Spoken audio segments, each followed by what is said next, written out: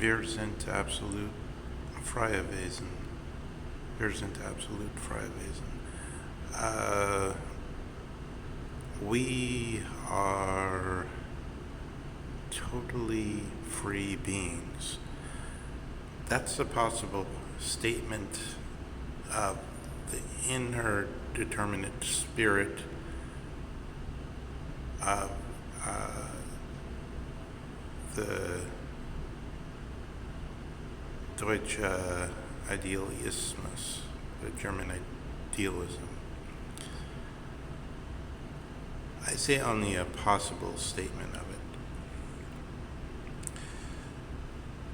What does freedom mean here? If Frederick Douglass has certain questions in his inborn being, which he feels are self-evidently the right questions, and then he's told by all social authority, you are not to pursue these questions. It's not for you, and moreover, these are not questions. These are not even questions. If he stays with these questions, what does that mean? So this is a statement of freedom, that somebody would consider something self-evident and then pursue them. So think about that from the point of view of the Prussian spirit, which is faced, let us say, around the time of Leibniz, with the power of the ideas of the English dispensation and to some extent, let's say also the French dispensation. Leibniz has written his monadology in French, so that it may be so that Heidegger has not written about the monadology in the way that he would have had he felt licensed to by having a command of the French language, which he made some study of, but which he, I believe, did not feel sufficiently competent in to venture a careful study of the monadology, which would present itself as proper Wissenschaft or proper scientific in its method through that which was also, according to Heidegger, something essential, which is command of the right language, or but in Heideggerian terms, that the language would tell the thinking that which was to be thought, which would elucidate Dasein. He did not feel that his ability to hear Horan French was sufficient.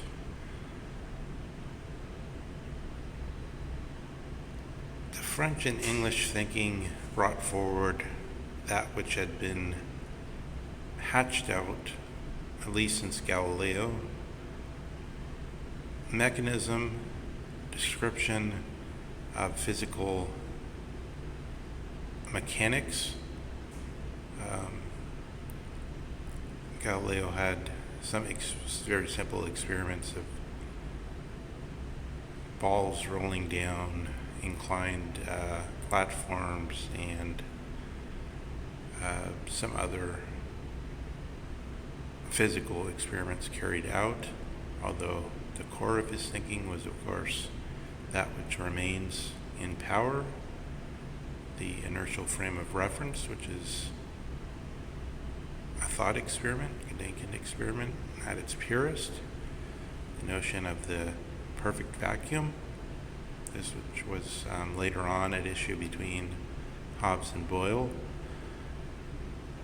The notion that an argument which was considered fallacious at the time, which was considered a fallacy, that one could argue the extreme outlier case against the bell curve or against the core cases, which is to say nobody ever in experience encounters a true vacuum, and neither do they experience it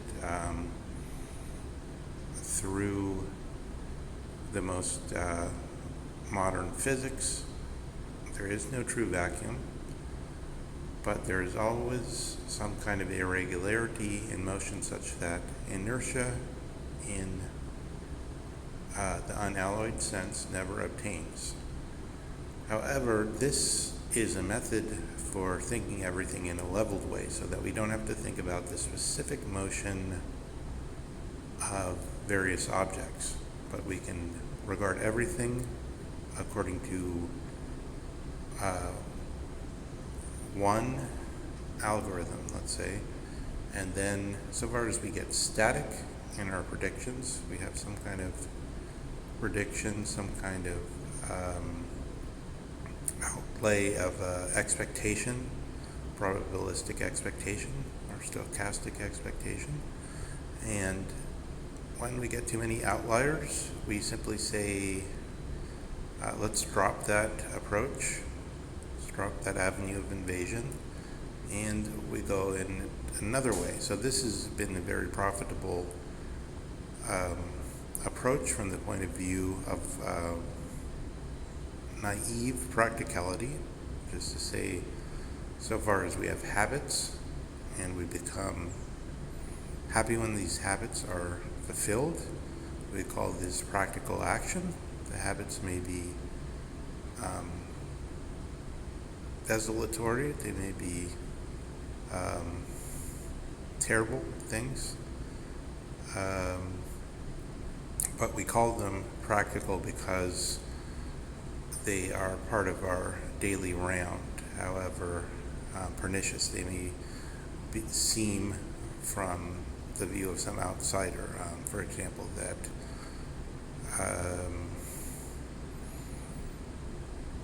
the so-called female genital mutilation would have been, and it still is in many places, practical insofar as it has a social function similar to that of the Greek thought of Sophrosine or moderation. But so far as we have a culture which is bent on the ideal of commercialism and pleasure, this will of course not appear as practical. Practical is a function of the elucidation of the third quality, which is say not the primary or secondary qualities, but the quality which corresponds to the sacred cow, or to, with the Druids, the holiness of the European oak, which is a tree of Zeus. So far as there's a third quality which gives a dispensation which says this is the way all beings should orient themselves, then we see different notions of what is practical, because the practical follows on the telos, or the purpose of beings as such. If it's pleasure, then it's different than if it's understood as agathon, or the good, in some way that has to be negotiated with. In the Western tradition, this basically hangs on whether we focus on the individual or on the group, because if you focus on the group, then you need moderation so that you don't harm the group. You need something like John Stuart Mill's harm principle to moderate, to rein in the berserker thumos of the societies prior to the Spartan society, prior to the Doric societies, which simply allowed a naive social Darwinism to obtain. This question of freedom, again, to go back, links us to the problem of some Dasein must consider itself to have a question that's worth putting. So in Schelling, we can regard Schelling this way in his freedom essay, which then we can regard as part of a hermeneutic circle, which is a method of investigation where we go to, where we say something along the lines of there's an age or an epoch or a time when everyone of the highest rank was approaching their investigations of the question, what is being or what is reality, according to a certain tack. And then since we can't approach everyone at once, we pick out one amongst them. In this case, Schelling is freedom essay, and we make it the point of our orientation. We give it the heavy gravity of something that can guide us. So again, supposing Schelling is then put on analogy with that Frederick Douglass analogy, and then we could see that Schelling, so far as he stands amidst the current dispensation, which is more in line with the Galilean dispensation, remembering there were, let's say, half a dozen theories about physics or nature. There's half a dozen different physics: Platonic physics, Aristotelian, Epicurean, Stoic physics. And then we get this mathematical mechanics, the non-thinking physics, which tends towards positivism. And in that dispensation, other demands that self-evidently urgent questions appear as unimportant and appear as not worthy of the public coffers, let's say it this way. Can we spare one person to study this subject? Answer: only so far as we are studying the history in the way we study archaeology, in the way we would like to have some people that know whether Homer's or the Homeric Iliad refer, when it talks about Troy, speaking of a real city, and then you have all kinds of archaeologists telling you there's Troy 1, 2, 3, 4, 5, 6, 7, 8, 9, 10. There's some spot in Anatolia or present-day western coast of Turkey, which corresponds to the city that was being talked about then. So we have a question which appears then as an antique or question about a museum, and included in that is the question of German idealism. We would simply like to know what were all the failures that led up to our current success, something like that. This is the way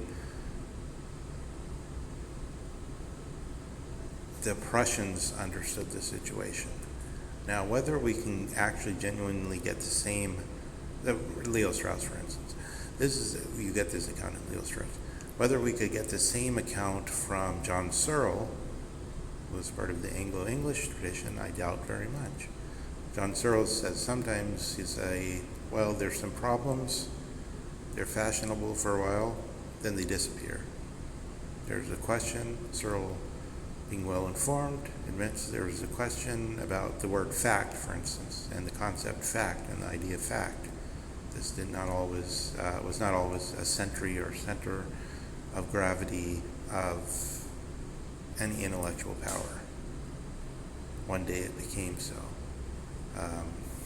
Apparently it corresponds to some legal terms, such as accessory after the fact, which means accessory after the act. It's an old phrase you find in old books. Ignoble fact. People speak of comic facts, people speak of tragic facts. Therefore, the fact was not to be easily separated from either the so-called value, which in German is Wert or worth, the worth of it. I think of the issue here on a parentheses, let's say, of ancient maps which drew the important cities to be larger than the unimportant cities, as compared to maps which claim to be more quote-unquote objective, only they don't see the only what I'm saying is Searle doesn't really see the quotes, but the Prussians do see the quotes. They see the scare quotes. Is it that when we present things in the terms of quantifiable distances and we make a map which is accurate, you have all these questions of which globe is the most accurate, which world map actually shows the size of things most accurately. Is this actually accurate to human concern? To Sorge in Heidegger? Isn't the other map actually also valid? I don't say it's better, but when you show the metropole or the mother city, which is more important as larger, this has a certain reality to it. So the question would be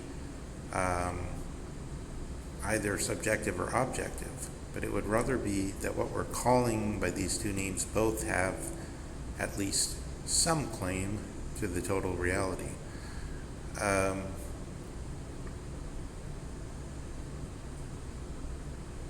Here we need something like extreme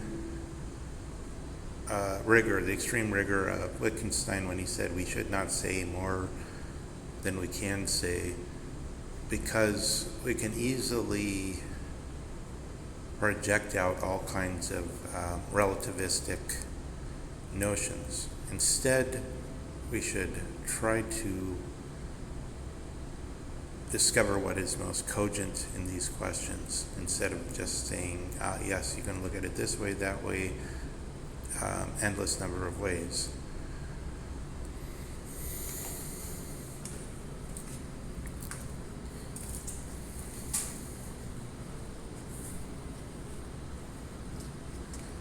So one of the questions I'm trying to get to here is, how does the raising of these questions occur in history? So this is one of the questions that's raised by Schelling. The question of history is rather like what happened after Hegel, and you see it more in Toynbee and in Spengler, which is that once this dawning awareness of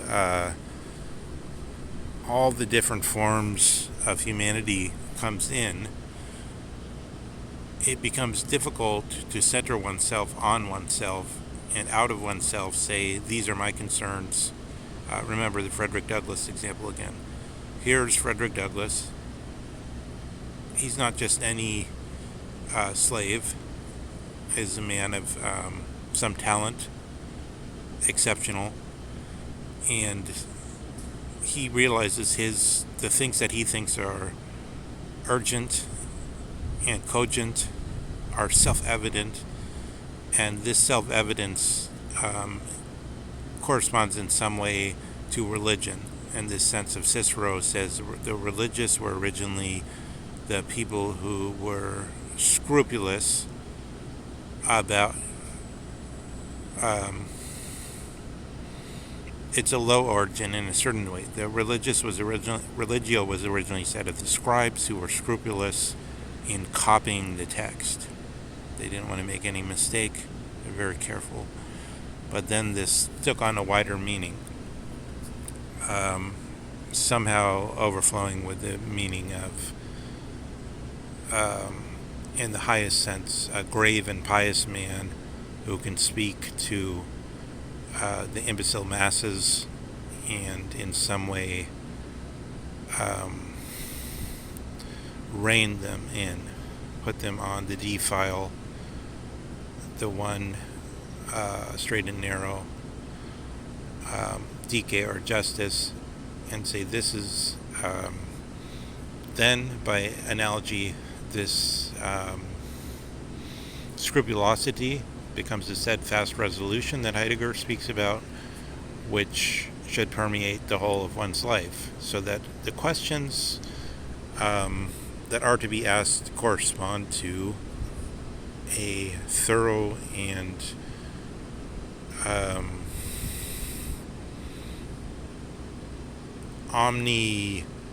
courageous approach to existence. So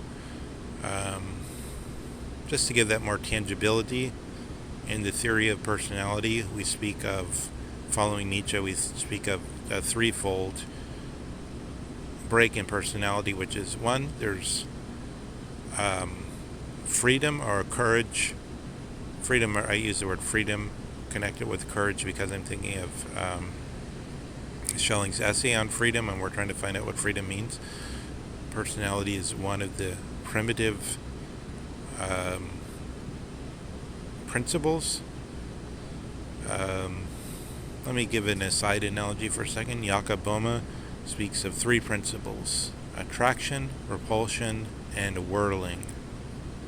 Whirling dervish, for instance. Attraction, repulsion, and whirling. Here we're speaking of personality in a similarly primitive manner, and there is freedom or courage with respect to heights and such things, freedom or courage with respect to people,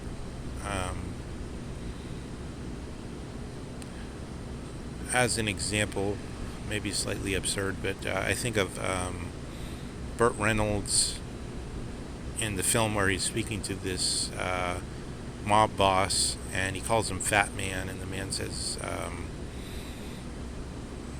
"You really got balls to talk to me that way here." You know, it's like the inference is that he could have him killed on the spot. There's courage or freedom with people. There's courage or freedom with heights and such things, and then there's courage and freedom with ideas and such things, according to Nietzsche. That's helpful in the basic notion of personality because it takes us into an extra moral sense. So in other words, either you have this kind of freedom or you don't. It's not a question of whether you are doing, in the Christian sense, the right thing or something like that.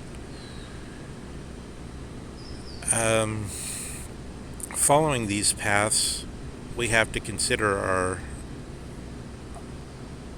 numerous issues without falling into relativity. So one issue is there one personality which has a better access to these issues than other personalities? One thing I was thinking about, this landscape, by the way, reminds me of this so-called quote-unquote factory love that the Japanese have, to give an example of how we become scattered in the different cultures and in that which is of concern for the different cultures depending on their starting point. Ultimately, it seems to me that what Heidegger points us to is phenomenology as a basic phenomenology really means we have to speak out of our own Dasein, and therefore from the point of view of a schema which systematizes this, we then think, okay, there's so many cultures and number of cultures, Toynbee talks about this and so on, and therefore we must be only speaking out of one culture and not from being. But we don't, from what Heidegger is saying is we don't really know that. We have simply a light on being, elucidation in some sense, and we can only speak from there. We don't actually know that we're in the full sense within some order of history, with one culture among others, etc., etc. We have some questions, and either they are urgent for us and we have steadfast resolution with them and we stick with them even though we're told they're not important, or we drift into sort of Dossmann, whereby we use these notions around us in some instrumental manner, and we don't really get to the primitive questions.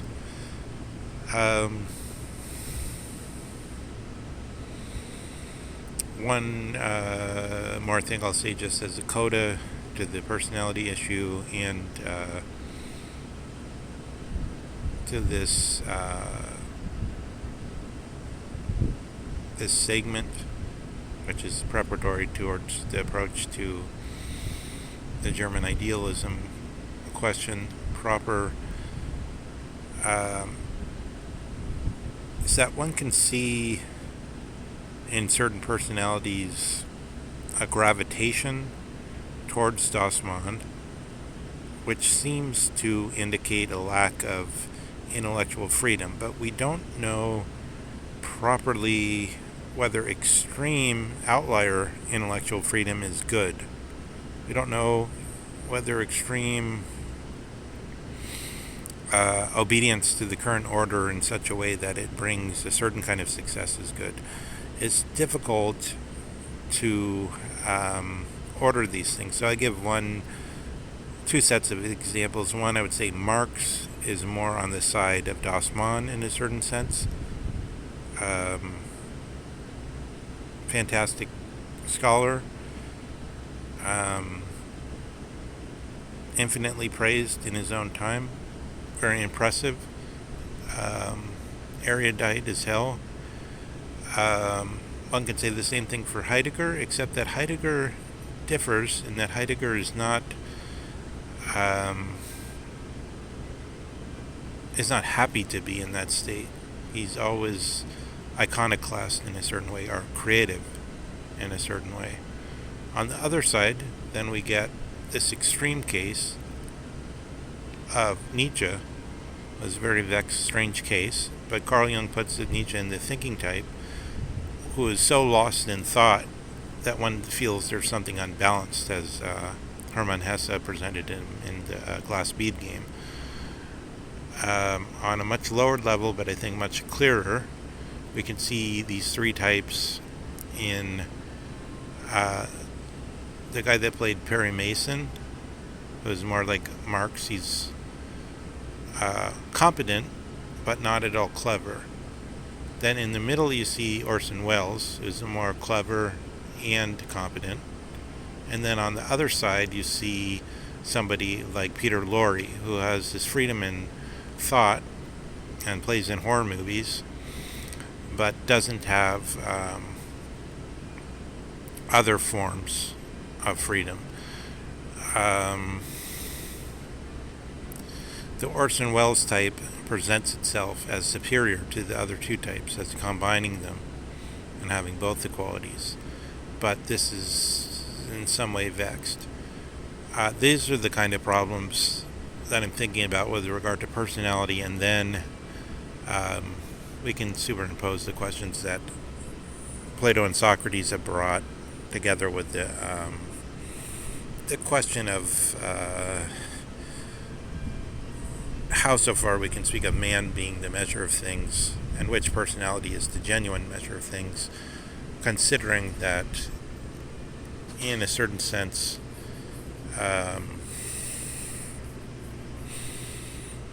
truth must be a quality which inflects man and gives and speaks to man in something like the way that Heidegger is saying language tells us things. Well, truth tells us things too. So it's not, in other words, what I'm saying is it's not a defect that man would be the measure of things. It's not a relative. That doesn't mean relativism. That means that truth is something that bends and sets man on his way.